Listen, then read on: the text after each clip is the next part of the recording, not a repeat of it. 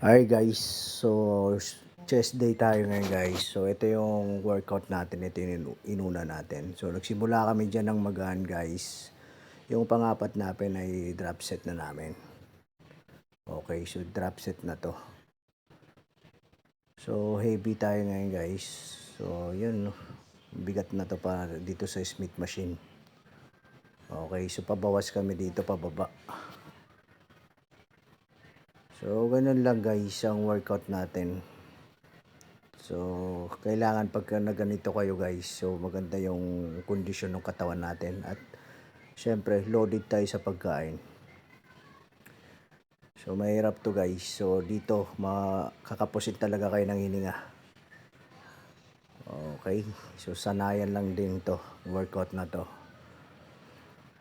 Yun. So, kailangan din may partner kayo guys. Syempre, nakakapagod to pag solo nyo. Syempre, magbabawas pa kayo. So first time namin to ginawa. So konti lang reps na nakakaya namin dito guys. So heavy naman. So ganun lang guys. Yun oh. So dito kailangan marami na kasi magaan na.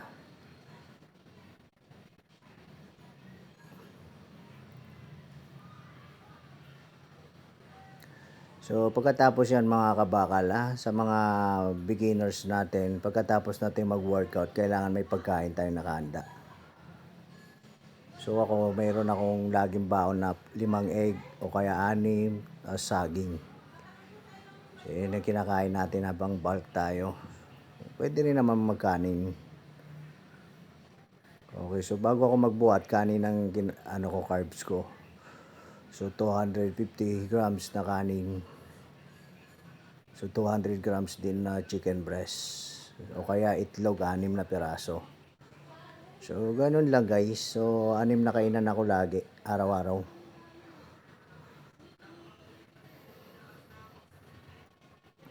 So ito naman yung next namin. Dito tayo sa incline dumbbell na to. Yun guys. So nag-heavy rin kami rito guys. So nag 90 pounds kami rito. So ito pa yung pangatlong set namin dito. At ito naman yung sa machine na to, tinira din namin to. Okay. So pagka mabigat na guys, so hanggat kaya lang din natin Kasi mahirap na pagka yung hindi na natin kaya, parang wala rin yun. Na tumasa rin tayo dun sa mag-spot sa atin. Mas maganda sinusolo din natin yung buhat. Okay, ito na yung pinakalas namin dito guys. So, naubos na kami doon sa incline dumbbell. So, hindi na kami dito nag 400. So, hanggang kaya lang din natin dito. Yun bigat na. Kasi naubos na kami doon sa first set natin sa Smith machine. Okay, so ito naman yung cable natin guys. So, konti lang workout pala natin, 4 na program lang sa chest. So, nag-tricep na ako. Okay, so ganun lang guys Sa mga nagtatanong sa atin guys, paulit-ulit ko natin sinasabi, so natural tayo.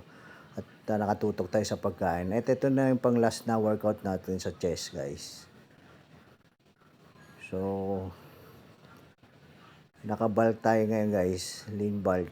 So, kaya lean bulk tayo, malinis pa rin yung pagkain natin. So, yung nakakreatin din ako. So, yun lang mga supplement natin. Pre-workout. Tsaka, pero naka-prep ako sa pagkain. So, sa pagkain ako nakatutok. Yun ang tinututok ako yung pagkain. Chicken breast o egg. Yun pump na chest natin guys.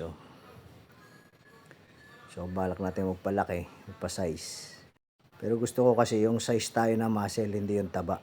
So, yun ang ko. Dinidiscover natin guys. Yan, so practice na tayo, posing na tayo, pump na tayo guys. So, yun lang guys. Maraming salamat sa mga followers natin. At yung mga beginners na nagchat-chat sa atin na nagpapaturo. So, maraming salamat. Thank you guys. So, sa gustong magpaturo sa atin try nyo lang din.